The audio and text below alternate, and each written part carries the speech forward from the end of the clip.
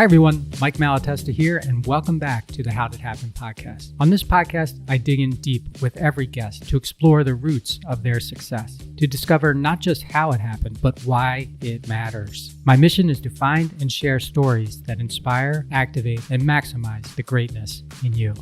You know, I've had guests answer the how did it happen question before by saying it happened when they were born. But my guest today, well, she's the first person to say it began at her conception in the summer of 1969, specifically. So that gives you some idea of what you're in for with my conversation today with guest Michelle Nedelec.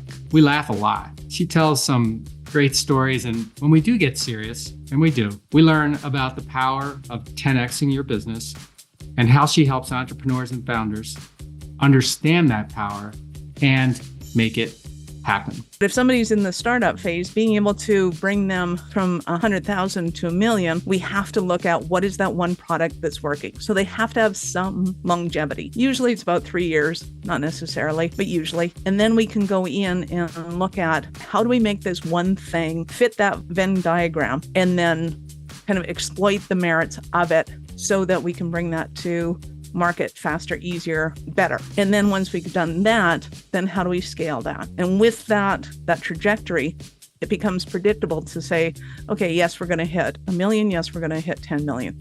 This episode is sponsored by The Dream Exit. The Dream Exit is a private, bespoke program for successful entrepreneurs with annual revenue between 5 million and 100 million who realize that they have one chance to get their dream exit right, and that the odds of realizing that dream by themselves, all alone, or at the last minute are stacked against them. In less than 90 days, we teach you how to design, build, and execute a customized dream exit playbook that gets your business ready for sale at its maximum value and gets you ready to maximize your meaning and purpose in your post-exit life, even if today you are not ready to sell. You see, dream exits just don't happen. They are the result of early, professional, and proven planning. So if you're an entrepreneur with annual sales between 5 and 100 million, and you want to learn how to 10x to 100x your chances of achieving the dream exit you deserve, go to dreamexitplaybook.com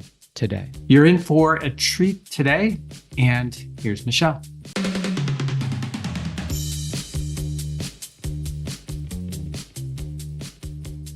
Hello, Michelle. Welcome to the How Did It Happen podcast.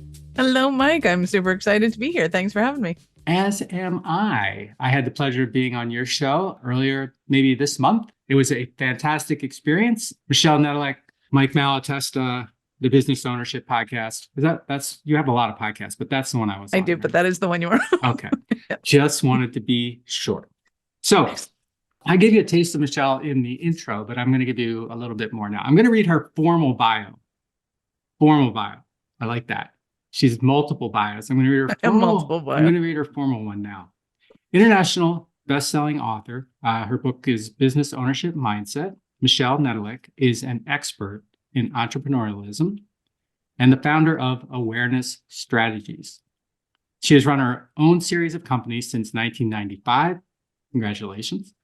And since 2003, she's been helping sales reps, entrepreneurs, and executives to continually double their profits and revenues. She not only has what it takes to help her clients build $1 million business, but she does it time and time again. And we're going to learn how, I hope. Michelle particularly loves to talk about marketing automation, systems integration, and support both on and off the stage.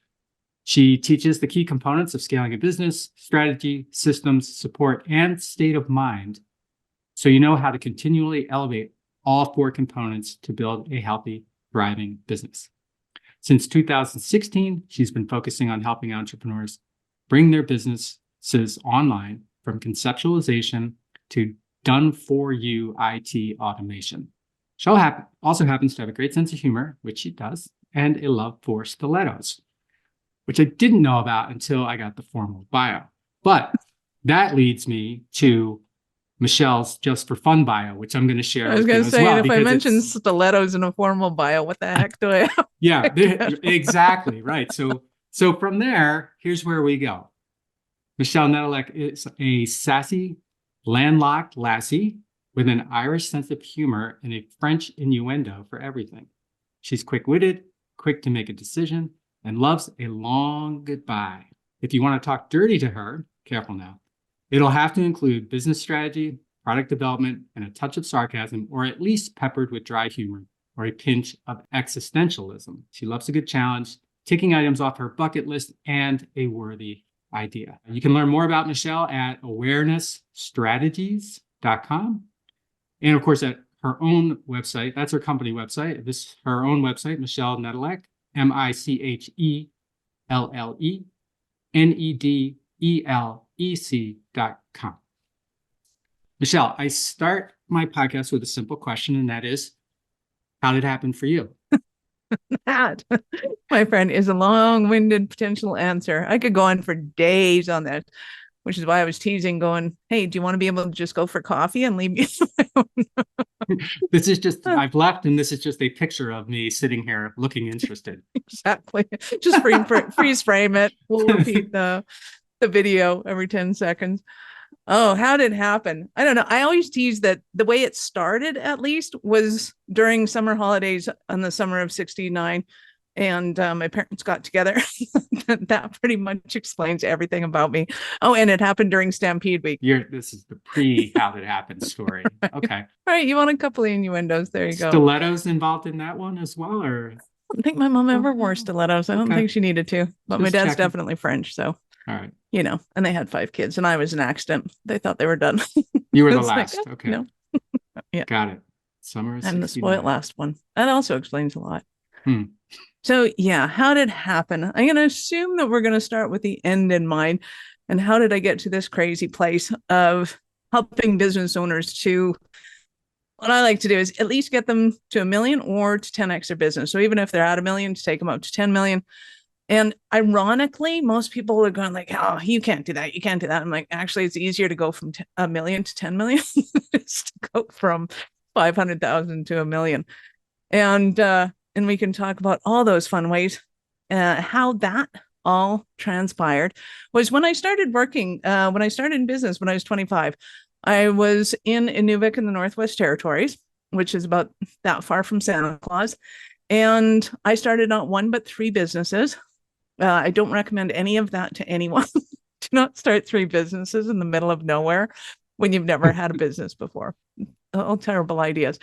But it was a lot of fun and I learned a lot of things. So one of them was a tanning salon and the phones were ringing off the hook. And it was mostly because they wanted to tan their hides, not their wives. So I learned then that marketing was a little off. And the importance of good marketing. You were getting all the hunter calls. I got you. So one of it took me a while to figure that. I was like, they were tanning their butts. What is it? Oh. Okay, now I got it. Yeah, I tease everybody from Southern California. It's like, oh, go talk to your Midwestern friends. They'll explain that one. They'll tell you what you really need to know and what you don't. So we did that. We had an electronics store. And with the electronics store, we got a loan for that. So we had a coach that was attached to that. And that was fantastic because I learned a ton about everything. The one that struck me the most at that time was doing the futures and the projections. And to me at that time, it was like, okay, so you just want me to make stuff up? It's kind of like, okay, Michelle, yes, we're giving you a $500,000 loan, and yes, we want you to make stuff. Mm-hmm. But that's stuff what that we like. Came down to. That's what it was. It was just me making shit up and going, can I do this? I don't know. I think I can do this. I'm smart. I know how to sell a phone. I know how to sell a record player. Like, how hard could this be? And it was an eye opener, but it also set a foundation for me of the entrepreneurial journey. And it was just so much fun and there was so much to learn and it was never changing. And even though I was in a particular business, opening 3 of them at once, they all had their own challenges and their own strategies and their own things. And it was kind of funny because my partner at the time goes, well, you're really smart. Why don't you set up a website? And, you could have a whole bunch of these. And he basically came up with the idea of Airbnb back in 1993 with zero clue how to set up a website. And of course, I wasn't Well, I might have been smart enough to do it, but I wasn't insightful enough to go and figure it out, which is rather unfortunate because we could In have retrospect. actually. Yeah. It's like I have no clue. Set up a website. What are you talking about? That at that time was kind of like if you said to somebody today, well, just go put up a space station. What was your third business? You mentioned two. Third business was so we had the electronics store, we had a bed and breakfast, and the Oh, tanning cool. salon. Okay. Which one lasted the longest? Or which one started first and which one They lasted the all longest? terminated the same time that I said, I'm out of here.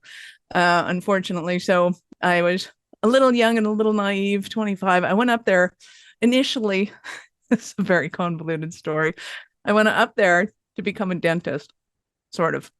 So I was a dental, exactly. What? When, So my life is a series of, have you ever played dominoes and you set up yes. an entire room and it's like God had set up this fantastically intricate game of dominoes. As soon as one thing went, the whole thing goes do, do, do, do, do, do, do, do. So I don't really know where to start in these whole stories. But once upon a time, I fell in love in university and broke up, went my own way, came back, fell in love again, decided I needed to graduate the same time he did. So I came up with a course that I could take in order to finish the same time he did, live in the middle of nowhere, because my boyfriend at that time was a park ranger. So I came up with two ideas. One was aviation metallurgy, and the other one was dental assisting. So, of course, there's no airports in the middle of nowhere where you would have a park ranger working. So I decided to go with dental assisting. I did that for about half a second and realized I'd rather be the dentist than the dental assistant. And of course, we broke up. So then I go on this convoluted plan of, okay, how do I become a dentist? And on this journey, I actually found a maxillofacial surgeon. So the ones that do surgery on your bones and your jaw. Mm-hmm. And was fascinated with him and went, yes, this is the thing. This is what I want to do. But I didn't want to go to university for that's boring. So I figured out this plan that, well, and in Canada, you can become a dentist by challenging the exam. Obviously, if you're a dentist somewhere else, like you just challenge the exam and go, do I qualify as a Canadian dentist? If you do, you're a dentist. It's great. Okay. Not all countries have a 7-year degree like the States and Canada. Some of them are a little more loose, let's say that. So I came up with this whole convoluted plan that if I went to do as a dental assistant, I could go to the Northwest Territories and become a dental assistant for 2 years. If I did it down south, it would have to be 5 years. That was too long for me. I figured I could handle 2 years in the Northwest Territories. Once I did that, I could go to the King Fahd Hospital in Saudi Arabia and practice for 2 years. And they would pay me $50,000 US per year and pay for all my expenses because I live in a US Army barracks. Mm-hmm. And so that would save me up $100,000 so that I could go and practice chairside assistance in Colombia with dentists. And they had a program at that time with Red Cross that the dentists would actually teach the assistants how to do the job because there's such a high need for dental work, but they didn't have the people to do it. So the dentists would voluntarily teach the assistants how to do the dental work, do that for 3 years. And then I could come back to Canada and challenge the exam. The reason I needed the $100,000 was because at that time, guerrilla warfare could have broke out in Colombia at any time. And it cost $100,000 US to be able to charter a plane to get the heck out of Dodge. So I needed to. So I had this huge convoluted plan. I'm like, yes, I got it all set up. Like the Red Cross knows I'm coming in 4 years. King Fahd Hospital knows I'm coming in too. Arranged to get a job at the clinic in Inuvik. So I did all of this stuff, but went up there, trauma hit. I got pregnant and went, oh, well, I guess I'm not going to Saudi Arabia as a single mom. That's not going to happen. So then the plans all changed. That's how I ended up going into business with my partner and then becoming enthralled with this whole entrepreneurial journey going, this is awesome. This can keep me entertained for a lifetime. Okay. So there you go. So, you boy, gotta, peeps, if you're listening to this, you got to see the look on Mike's face, right? It's amazing. Like, it's amazing that plan didn't work. So I'm going to be here, then I'm going to go all the way over here, then I'm going to go over to Colombia. Right? What could possibly go wrong? What could possibly go wrong? So How many kids do you have now? Oh, just the one. He Just is the a one. handful, and he was Okay. all I could handle. Okay. Like, that's all that's going to happen. Beautiful. He's All right. fabulous. I love him, but Okay. So you had these, thank you for sharing that. These, I'm still wrapping my head around it, but the three businesses, you got a bed and breakfast, you got an electronics store, you got a tanning salon for people, and you do it for a couple of years, you do it for 5 years. What? did it for 2 years. 2 years. So my Okay. goal as a dental assistant was to go up for 2 years. So as I was going through the trauma of what it was like to move to the Arctic Circle, I was like, 2 years, 2 years. I can do this just for 2 years. That's all I have to do is 2 years. And that was the mantra in my head. Okay. So Everything 2 had a years to the 2 year time day, horizon on it. Okay. 2 years to the day I ended up leaving. And I looked back and I went, oh, should have had a different mantra. Probably not what I should have been setting my mind on. So you left, and did you go? You went immediately into taking what you had learned from the coach in the electronics store and just sort of putting that together your own way, or what? Was there a stop in between in some country somewhere to do something? So when I broke up with my spouse at that time, I moved back to Calgary, where I was born and raised. And I went, okay, time to reorganize. I got to figure out what's going on here. And a friend of mine approached me and said, come work with us. We do financial services, and I think you'd be awesome at it. Mm-hmm. So, okay, I'll go and check it out. And interestingly enough, at that time, I didn't know the difference between an interest rate and a rate of return. I just used them interchangeably and went, like, there's no difference. I went, oh, there's a big difference, actually.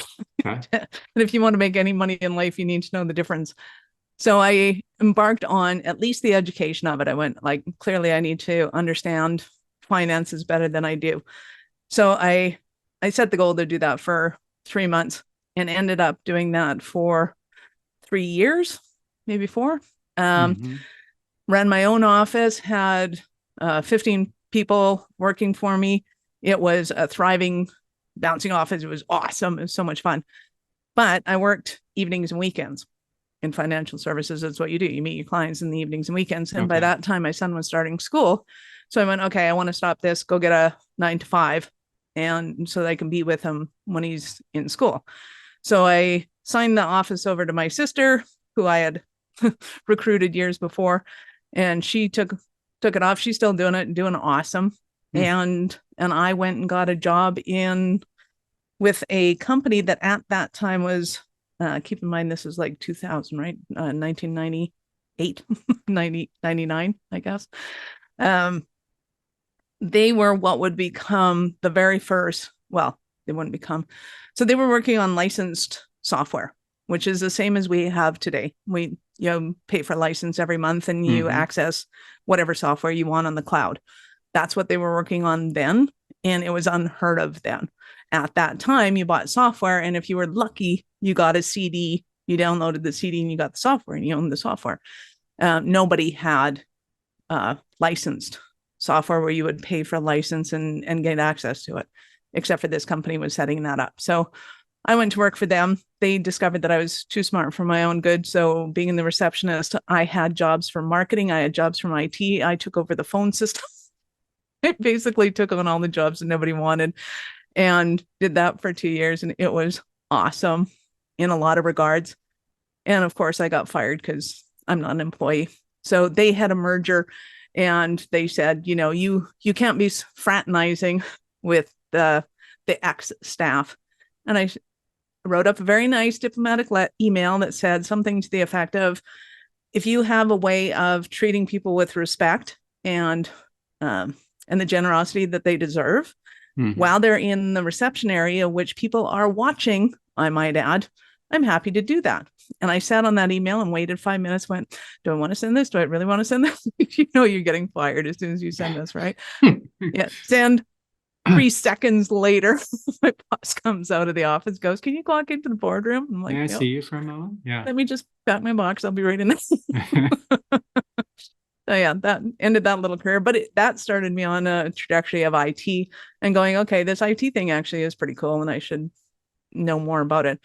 Went into there. I worked with a company, a construction company, and was their receptionist and did the same thing, took on a little bit of this, a little bit of that. I took on their internal IT systems and I took on their project management coordinator So I worked for their project manager, sort of, and coordinated all the utilities and things like that when they would open up a site, and said, like, why do you do it this way? Why don't you open up the ground, get all the utility guys in, get the phone companies in, the water, everybody, while the conduits are open, they can lay their whatevers. And then we close it and you don't have to be ripping up the roads and stuff. So I ended up saving them gazillion dollars on how they were doing their things. And needless to say, I had taken on too much. So they fired me too. And then I went out to, like, I've had 28 pivots. We were talking when pivots were cool. I looked back and I went, okay, so I had 28 distinct careers. Not because I sucked at them, but usually because I had mastered them and went, this is so boring. I don't want to do this anymore. And then I went on to something else, which then transitioned into working with businesses and looking at them and going, okay, what do you really need to succeed in here? You got, there's a lot of energy going a lot of different directions. How do we hone in on the one thing that's working and make you some serious cash now? And all of those pivots and directions and interests that I had have all helped me in being able to kind of take that stew, if you will, taking that pot of knowledge and wealth, bringing it to a company and going, okay, here's what you can do. Oh, do this, and you'll succeed faster and easier. So it's actually served me incredibly well to have this diversified knowledge and to be able to look at business as simply business and being able to kind of pull out the strengths, the weaknesses, and harness all that energy towards the finish line. Mm.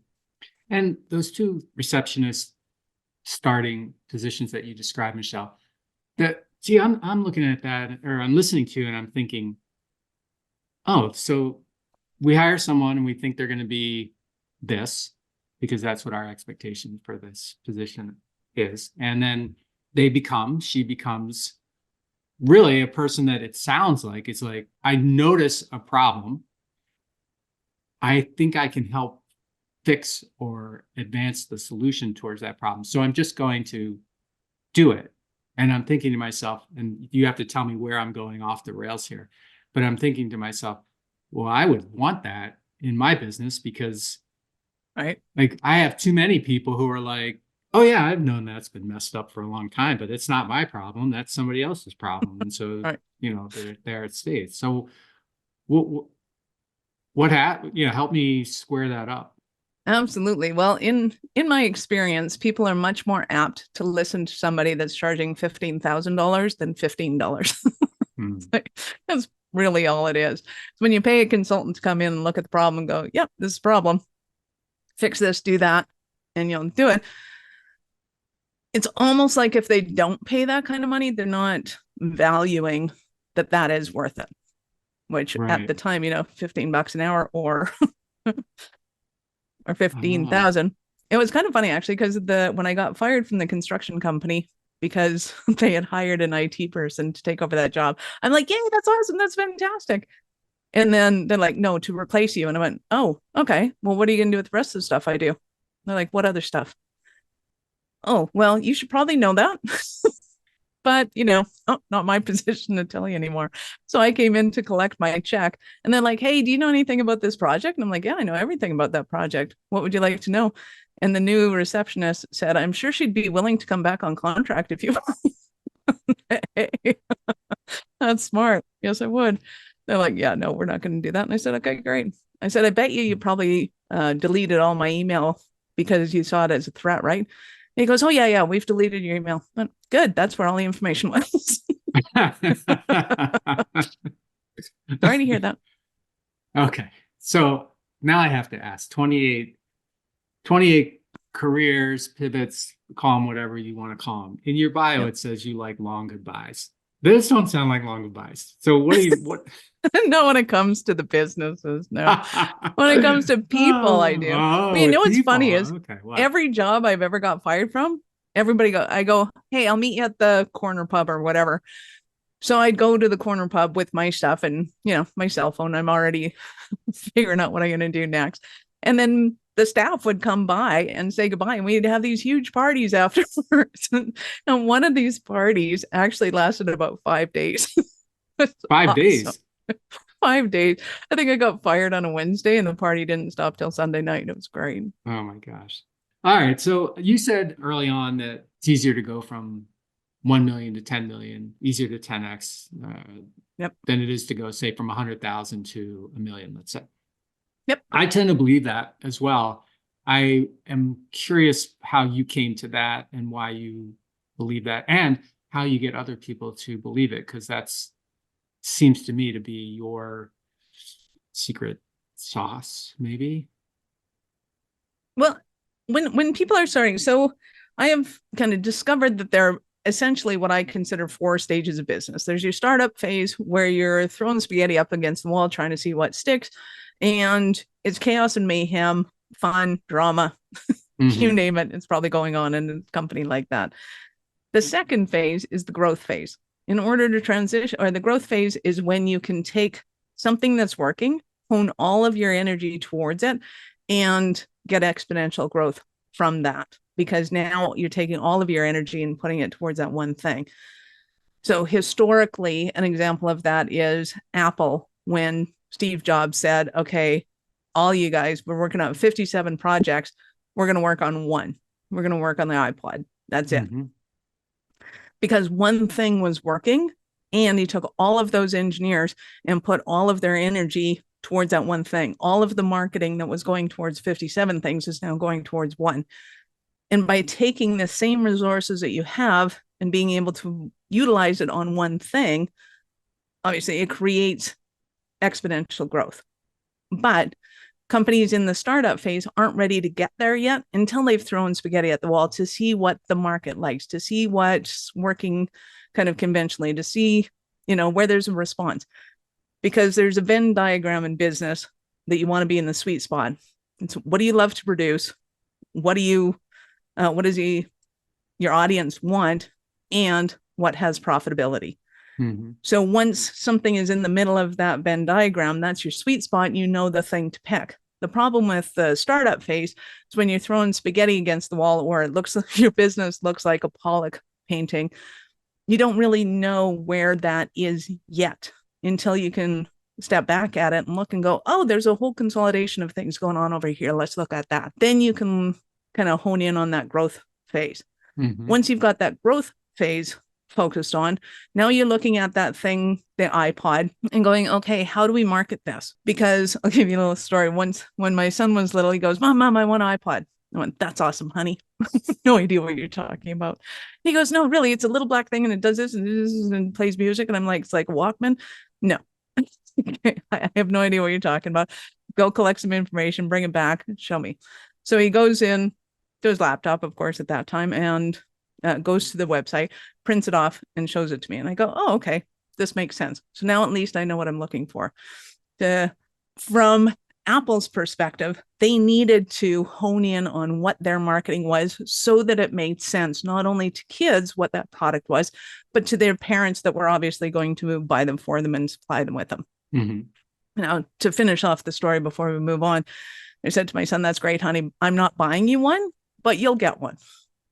Stick to it and, figure it out. You make it happen. And he's all dejected and wow.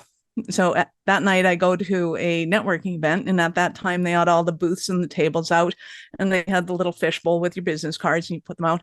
And somebody was giving away a iPod. Wait for it. Yeah. Okay. Right. I stick my business card in the bowl and go, clearly, we'll see what happens. Of course, an hour later, they draw the card and I win a iPod. So I go home with this thing. Clearly it's his, not mine.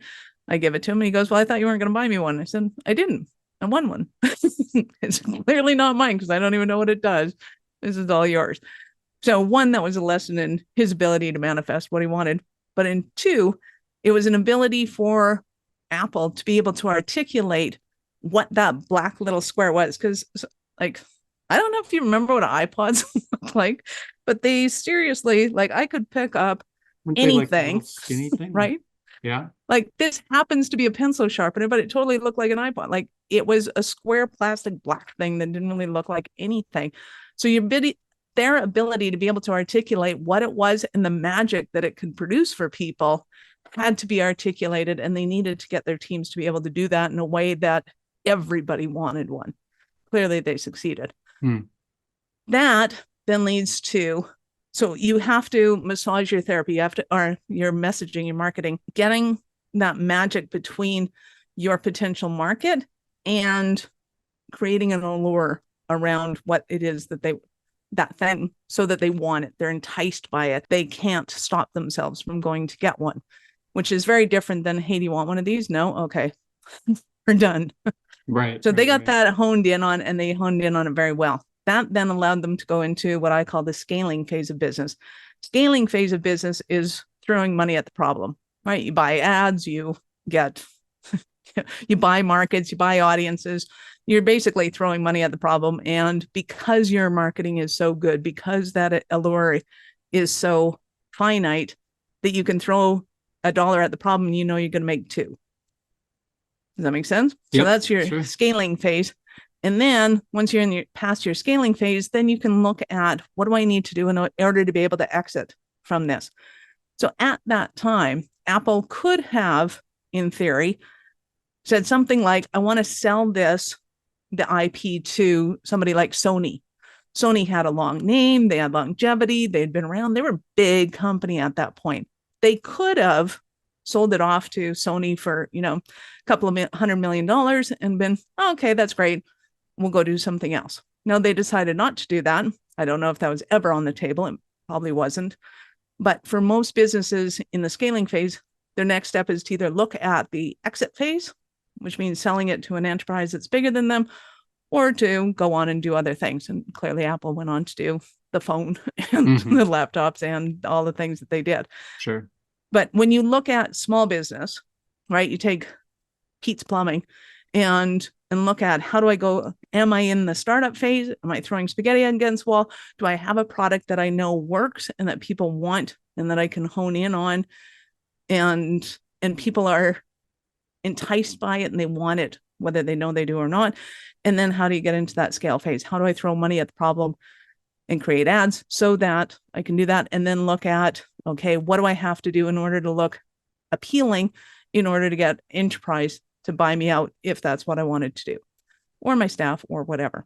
So that's what I do now, is look at those 4 phases of business and how do we bring those to market and how do we make them exponential.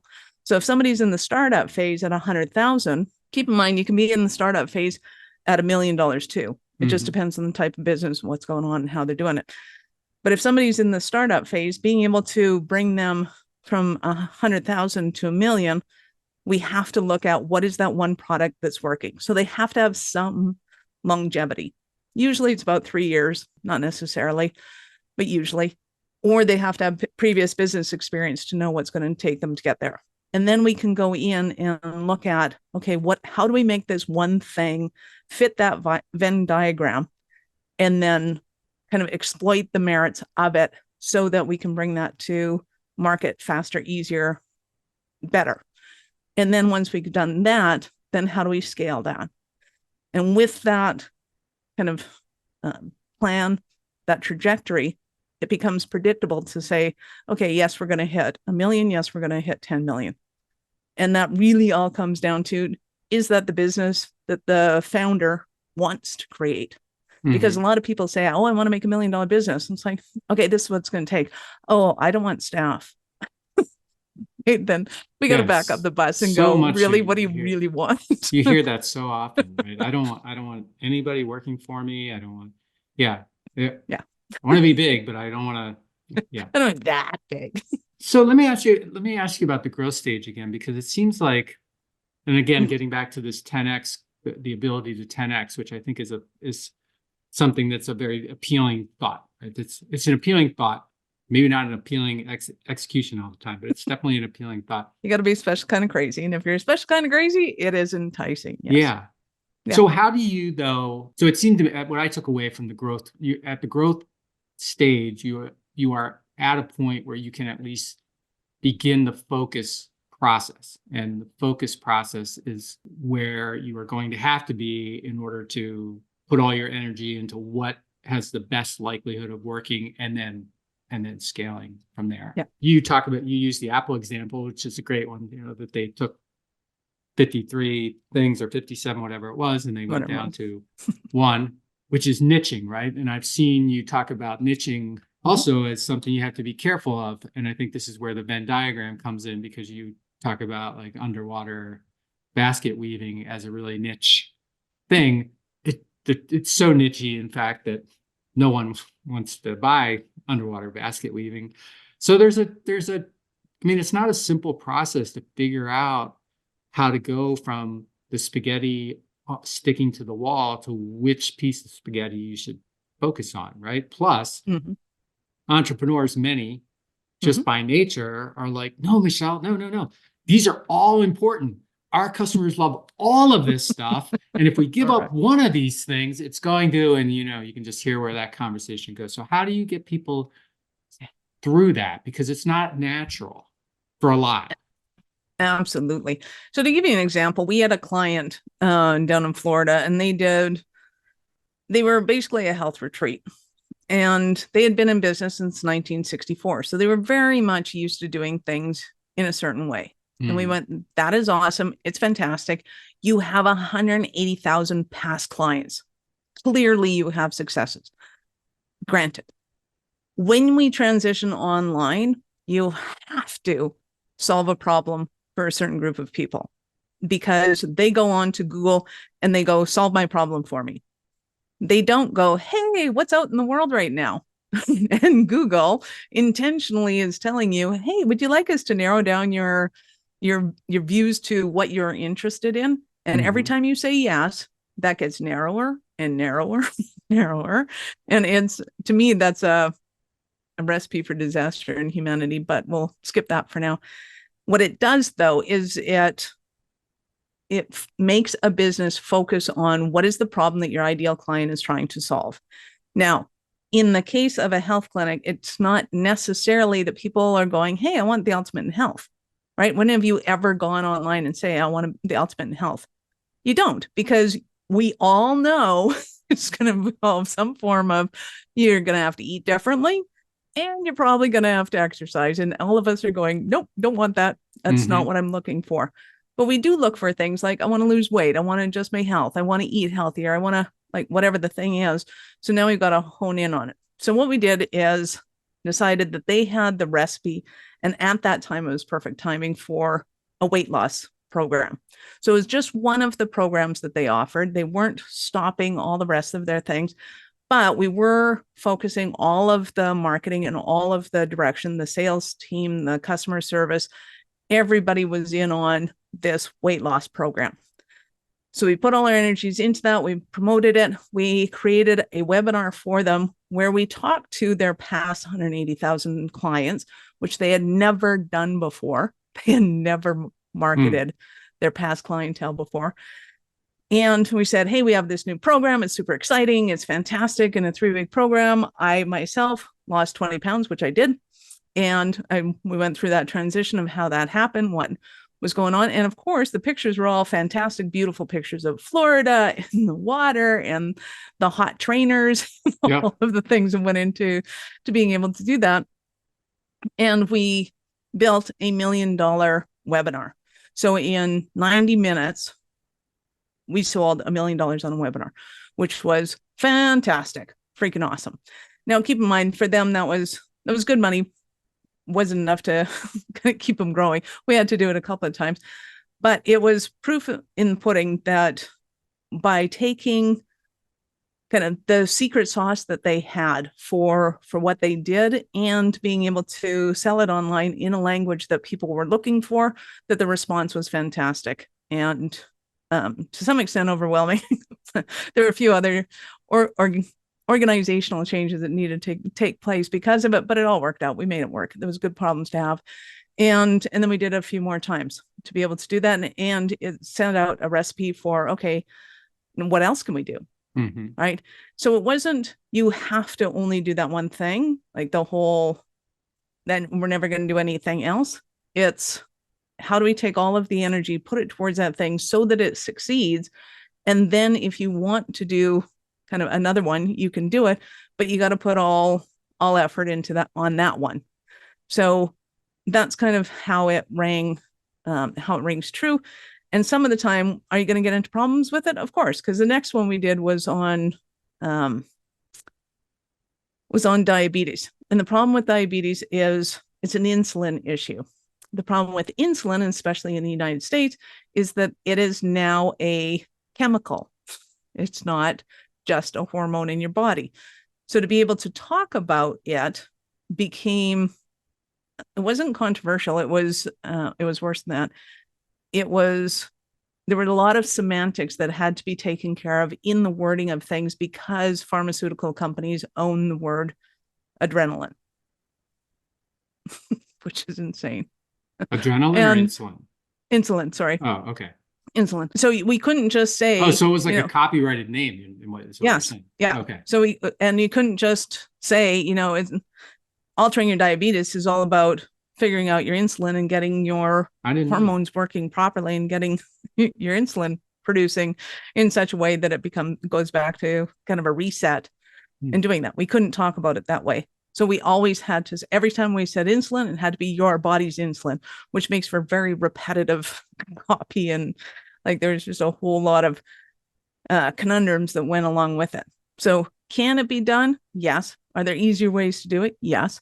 And are you going to know that from the onset? No, there's no way anybody could have known at that time because it wasn't public that it was a copyrighted pharmaceutical word.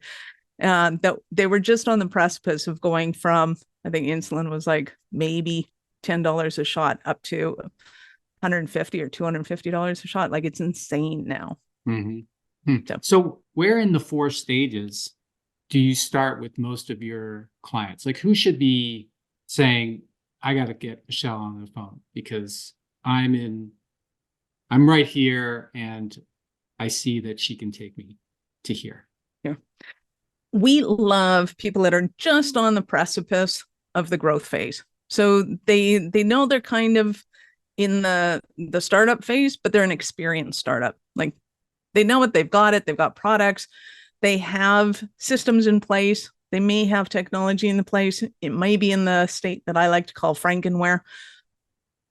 And what that is they've got a piece of software here, a piece of software there. They try to stick them together and pump life into them. Okay. Turns into more of a monster than a living, breathing entity. And that's when we can come in and go, okay, I see what you're trying to create here, but this isn't the way to do it. Let's back up the bus, create an overall system of plan, one that has operational integration, data integration, that your systems are actually up to date on what it is that you want to achieve today. Because a lot of times at that time, it's like, well, we're just doing the way we did it 3 years ago. Why? Well, because if it's not broke, don't break it. It's like, it's broke. we need to look at this now. But we want to be able to have those systems so that your ideal client is having their ideal journey.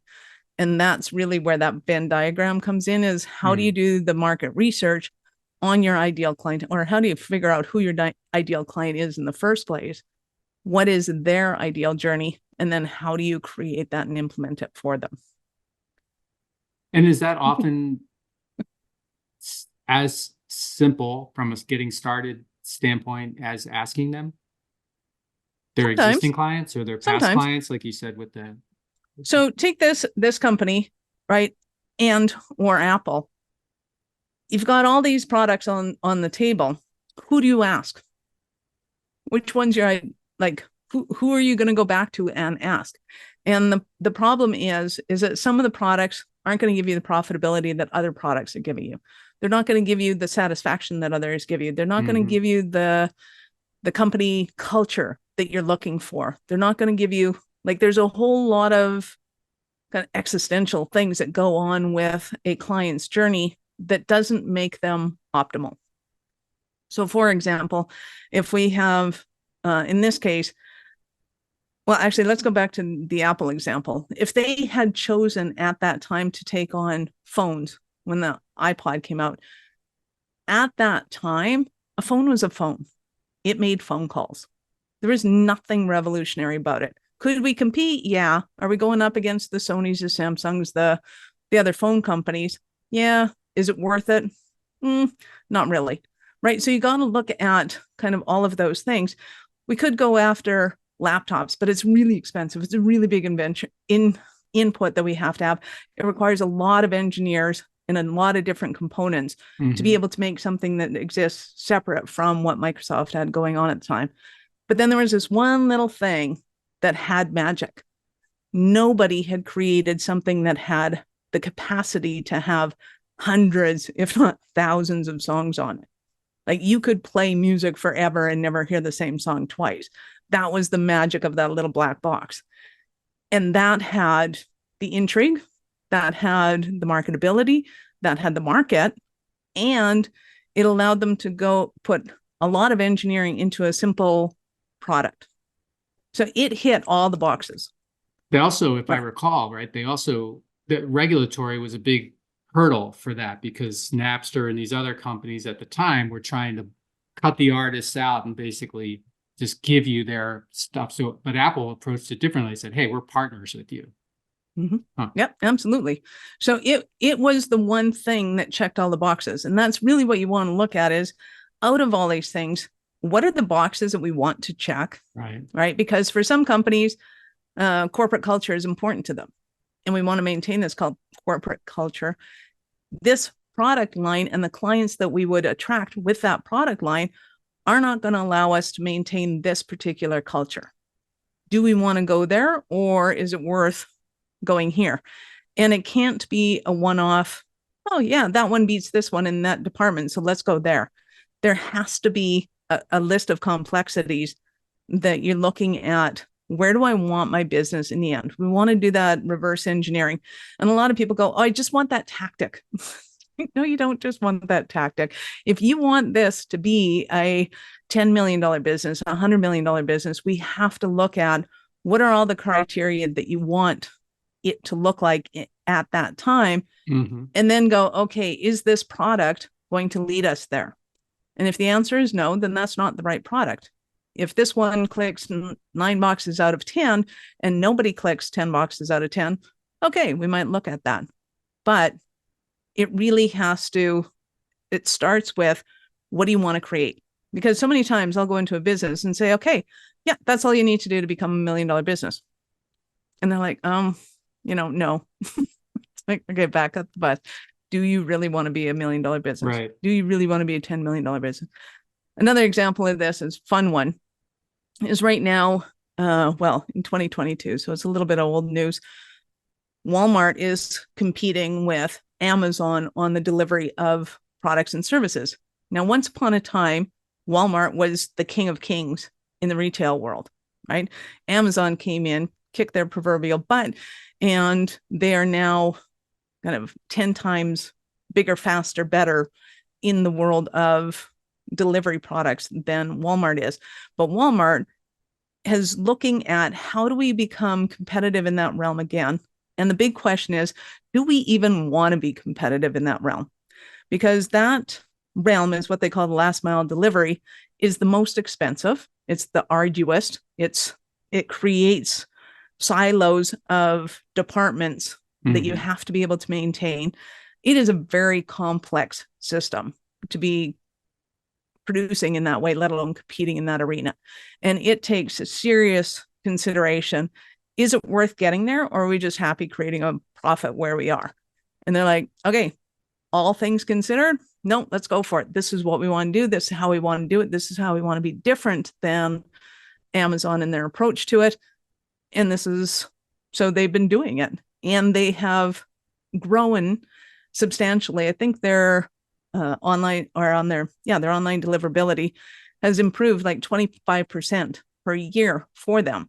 Now, 25% growth, a company that's 1/10 of where it needs to be, isn't going to get them to where they need to go until they get that exponential growth. But with the strategies that they have in place, they're putting the pieces in place such that they will have that hockey stick growth at the end, which will then allow them to compete with Amazon. Now, when you're talking about, Bob's Plumbing or Steve's law firm, you're going, I don't want to create a $100 million business. This is ridiculous. It's not going to happen. And that's totally cool. But what you want to look at is the profitability and the lifestyle of what it is that you want to create. So depending on who you are, what phase of business you're in, some want to sell to a bigger company, and that's awesome. Then you want to look at the sellability of a business. Some of them, you want to look at the profitability of the business. I just want my company, the people in my company, to be happy to come to work, to have that autonomy that they're looking for, so that I can go to Fiji for a month. And I know that they have a higher vested interest in doing good than if I was standing there over their shoulder going, are you doing your job? Are you doing your job? Are you doing your job? How about now? Right? Some people want that.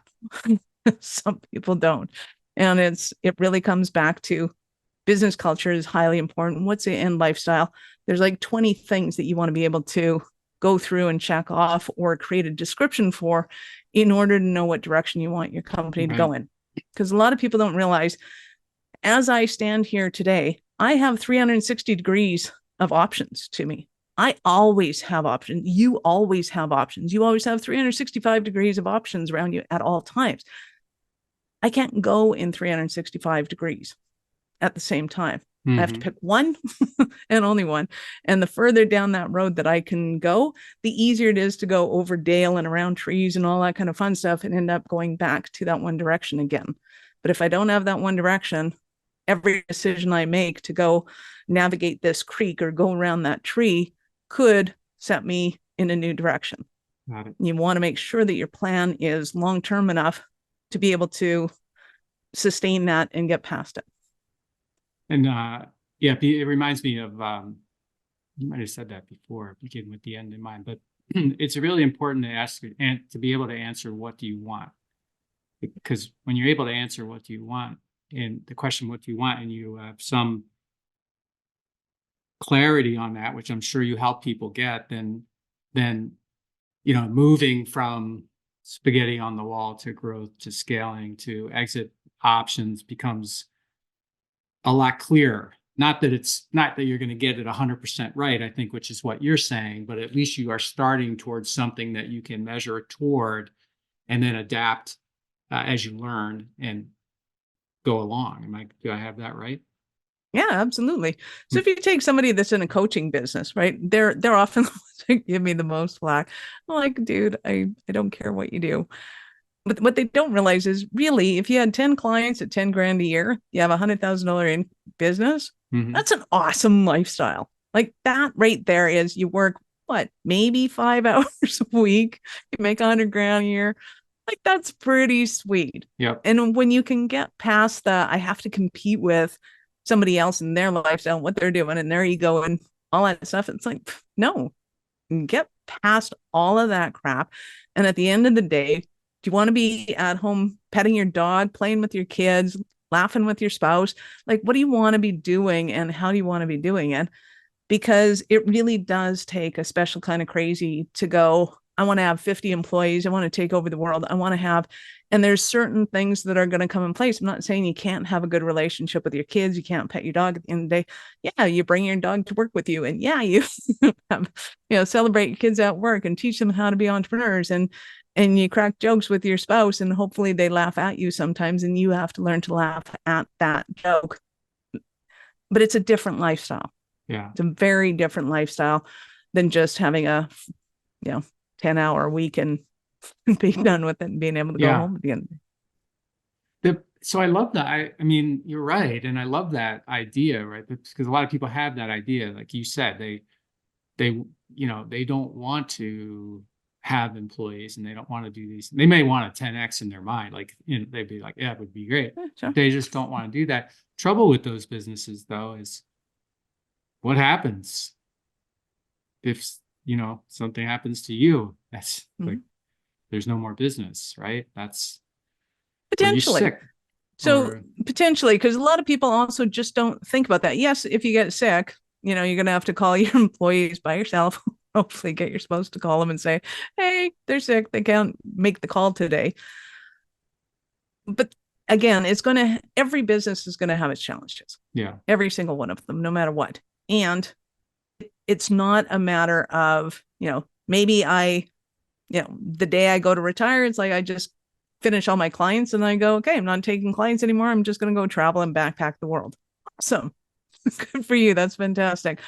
Or it's possible that you have a client base built up and you actually do have an exit strategy. You have worked with other business coaches and say, hey, okay, Diana is a fantastic client, and I would love to see you guys have a meeting, see if you connect and take over this client. And you can have you might get paid 5% for the lifetime of the client or whatever it is. You can create those negotiations to be able to overcome, or you could build a business, coaching business that has a training component to it, that has an online presence, that does pay every month, that has a membership site to it.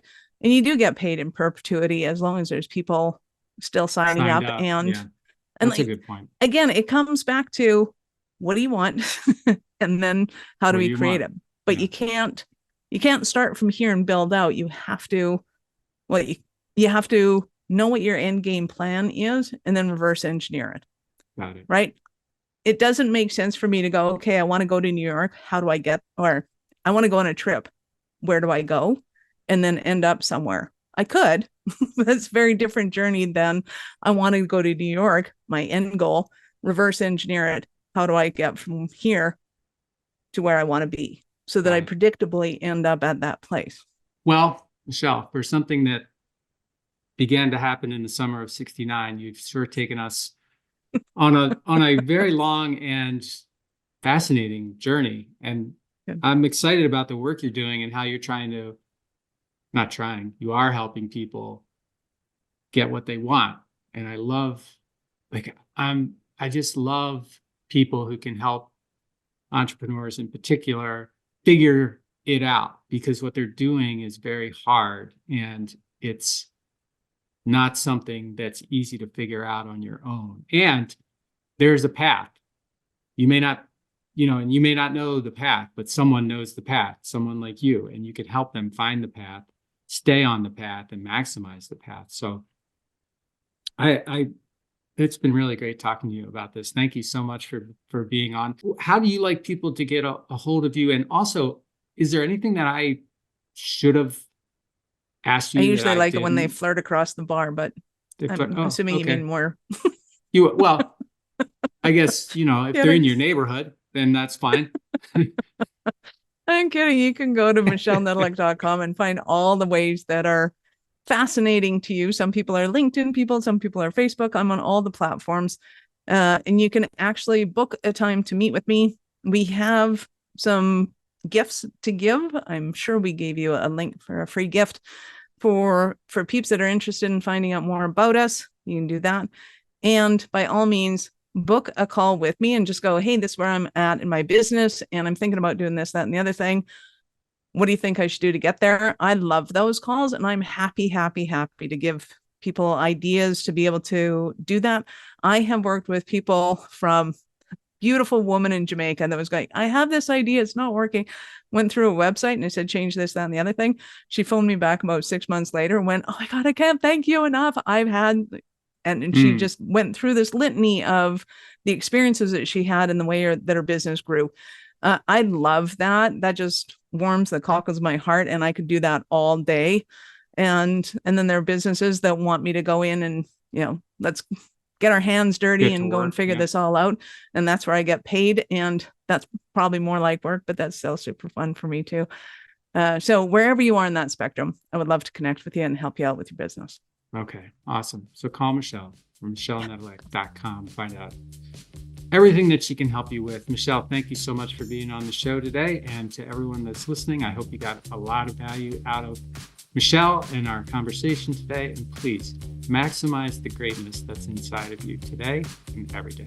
Hey, everybody. Thanks for listening to the show. And before you go, I just have 3 requests for you. 1, if you like what I'm doing, please consider subscribing or following the podcast on whatever podcast platform you prefer. If you're really into it, leave me a review, write something nice about me, give me 5 stars or whatever you feel is most appropriate. Number 2, I've got a book. It's called Owner Shift: How Getting Selfish Got Me Unstuck. It's an Amazon bestseller. And I'd love for you to read it or listen to it on Audible or wherever else, Barnes & Noble, Amazon. You can get it everywhere. If you're looking for inspiration that will help you unlock your greatness and potential, order or download it today so that you can have your very own copy. And if you get it, please let me know what you think. Number 3, my newsletter. I do a newsletter every Thursday and I talk about things that are interesting to me or I give more information about the podcast and the podcast guests that I've had. And and the experiences that I've had with them. You can sign up for the podcast today at my website, which is my name, MikeMalatesta.com. You do that right now, put in your email address, and you'll get the very next issue. The newsletter is short, thoughtful, and designed to inspire, activate, and maximize the greatness in you.